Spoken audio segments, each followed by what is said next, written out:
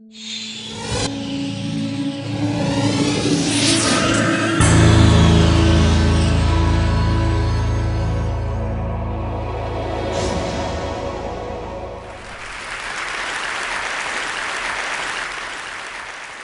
was here 4 years ago, and I remember at the time that the talks weren't put online. I think they were given to TEDsters in a box set of DVDs, which they put on their shelves where they are now. And actually, Chris called me a week after I'd given my talk and said, "We're going to start putting them online. Could we put yours online?" I said, "Sure." And 4 years later, as he said, it's been seen by it's been downloaded 4 million times.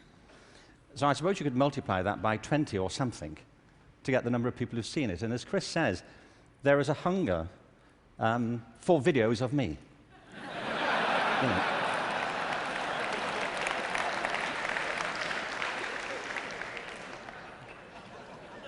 Don't you feel?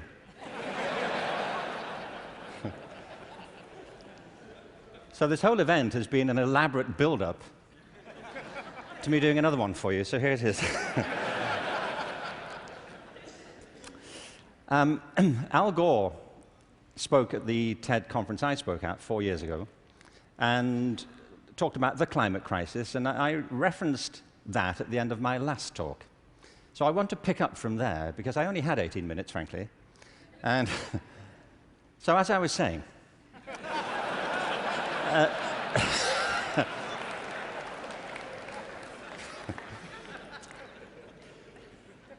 you see, he's right. I mean, there is a major climate crisis, obviously, and I think if people don't believe it, they should get out more. But I believe there's a second climate crisis, which is as severe, which has the same origins, and that we have to deal with the same urgency. And I mean by this, and you may say, by the way, look, I'm good. You know, I have one climate crisis. I don't really need a second one. But this is a crisis of not natural resources, though I believe that's true, but a crisis of human resources. I believe fundamentally, as many speakers have said during the past few days, that we make very poor use of our talents. Very many people go through their whole lives having no real sense of what their talents may be, or if they have any to speak of. I meet all kinds of people who don't think they're really good at anything. Actually, I kind of divide the world into two groups now. Jeremy Bentham, the great utilitarian philosopher, once spiked this argument. You know, he said there are two types of people in this world: those who divide the world into two types, and those who do not. Well, well, I do. And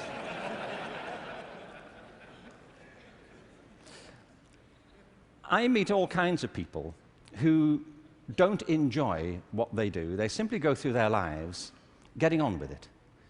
They get no great pleasure from what they do. They endure it rather than enjoy it and wait for the weekend.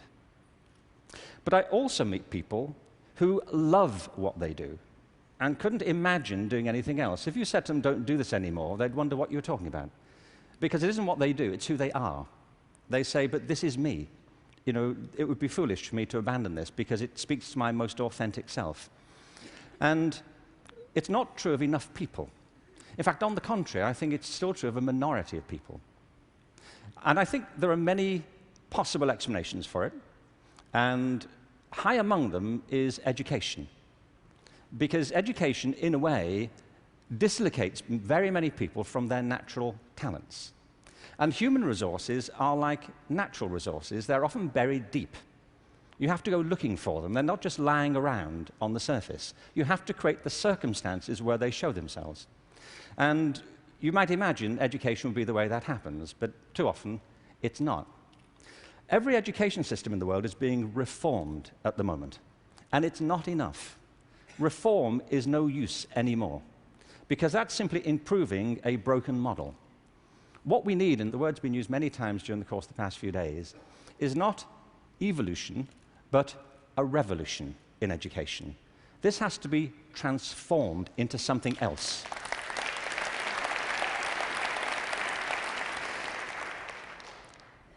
one of the real challenges is to innovate fundamentally in education.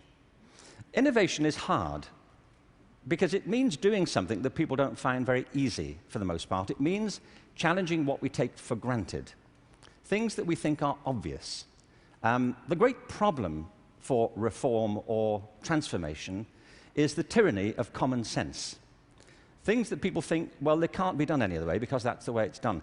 I came across a great quote recently from Abraham Lincoln, who I thought you'd be pleased to have quoted at this point.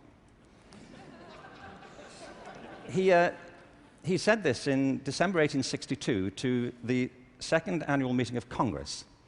I ought to explain that I have no idea what was happening at the time.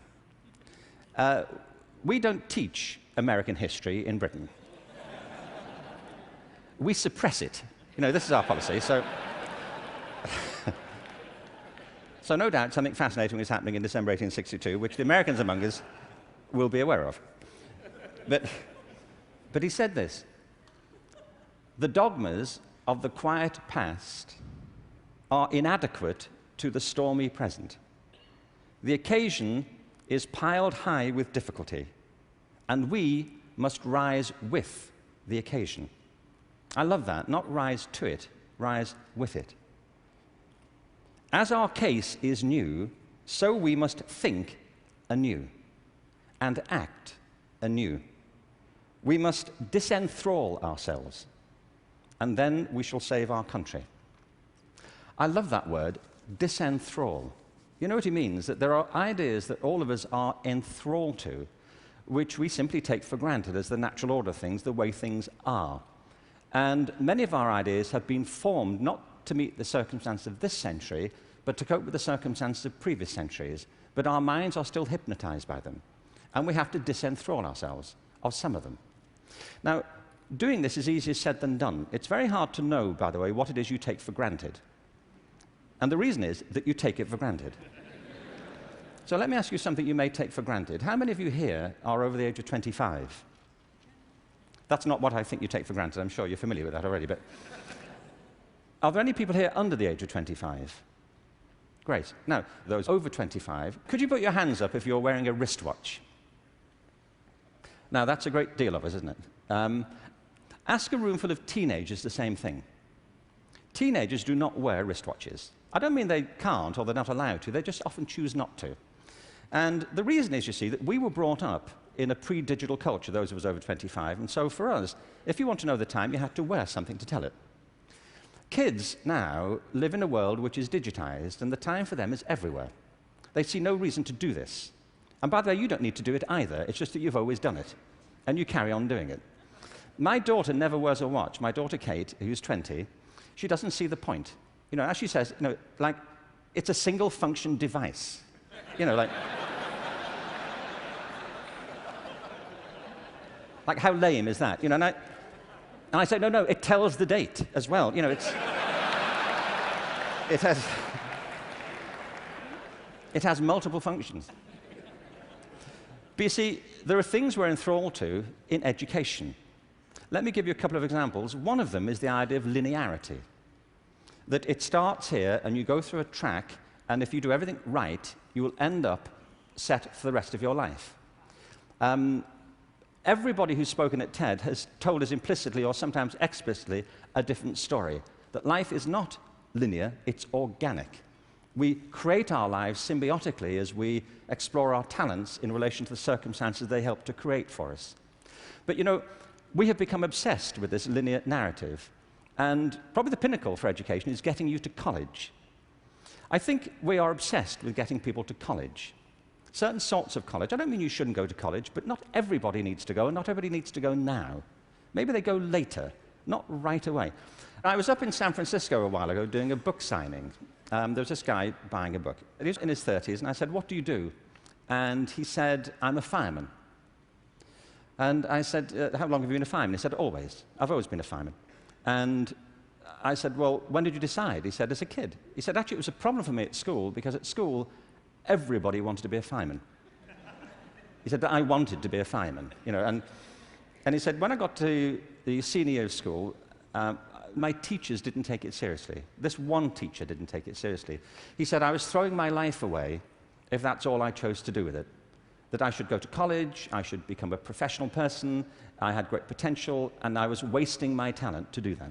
And he said it was humiliating because he said it in front of the whole class, and I really felt dreadful. But it's what I wanted. And as soon as I left school, I applied to the fire service, and I was accepted. And he said, you know, I was thinking about that guy recently, just a few minutes ago when you were speaking about this teacher. He said, because 6 months ago, I saved his life. He said he was in a car wreck, and I pulled him out, gave him CPR, and I saved his wife's life as well. He said, I think he thinks better of me now.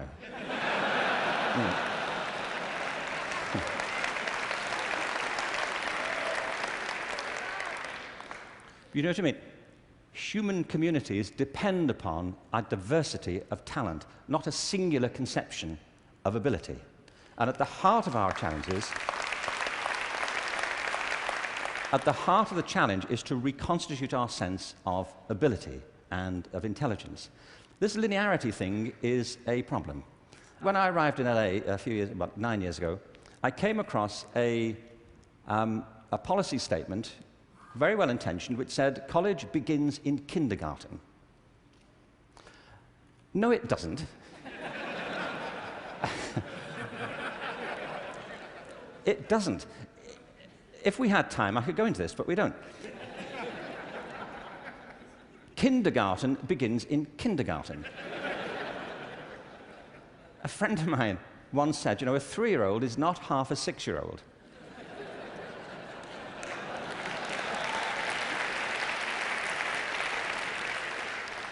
They're 3. But as we just heard in this last session, there's such competition now to get into kindergarten, to get to the right kindergarten, that people are being interviewed for it at 3. Kids sitting in front of unimpressed panels, you know, with their resumes. Flicking through it, saying, what, this is it?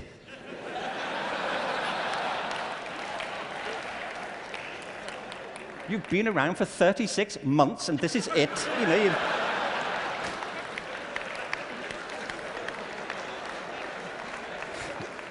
you've achieved nothing. I mean, spent the first 6 months breastfeeding, what I can say. I mean,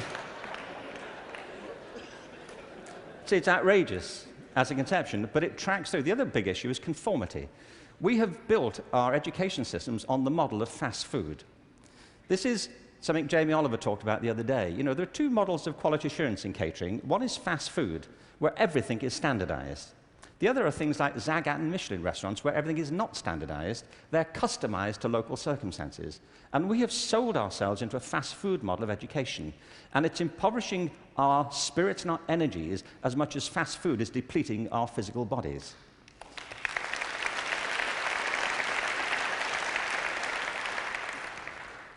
I think we have to recognize a couple of things here. One is that human talent is tremendously diverse. People have very different aptitudes. I worked out recently that I was given a guitar as a kid at about the same time that Eric Clapton got his first guitar. You know, it worked out for Eric, that's all I'm saying. You know, in a way, it did not for me. I could not get this thing to work, you know. No matter how often and how hard I blew into it, you know, it just wouldn't work.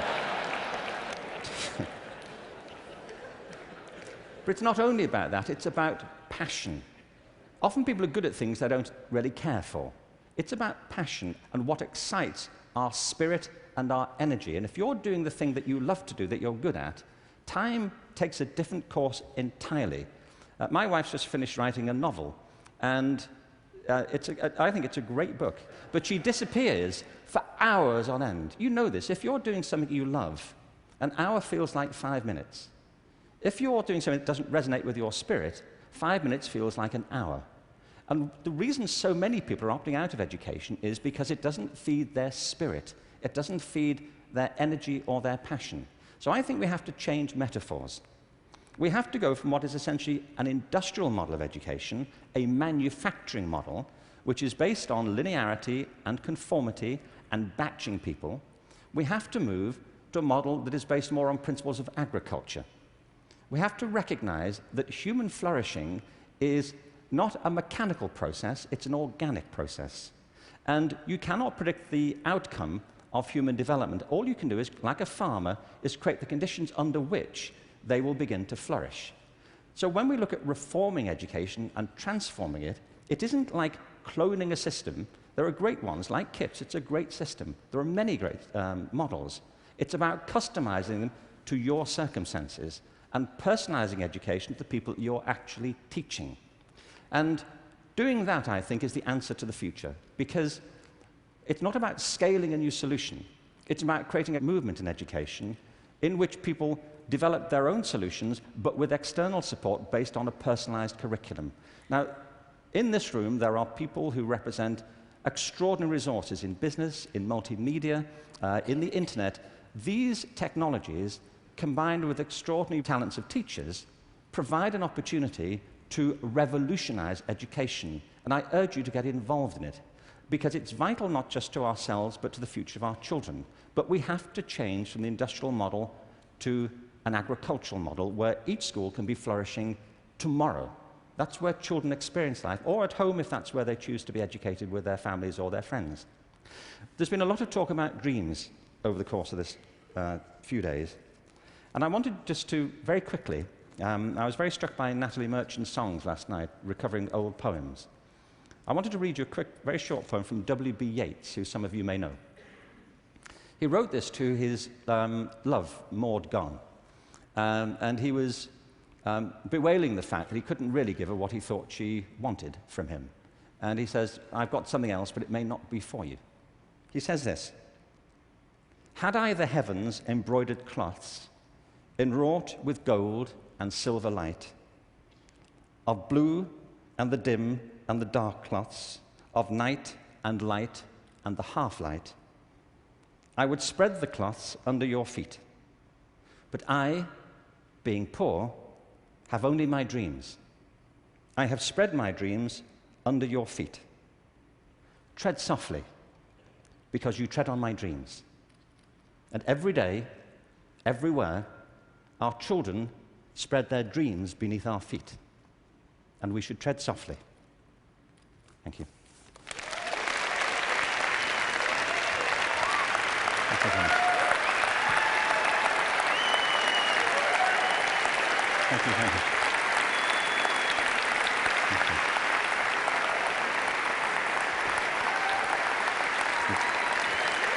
Thank you very much.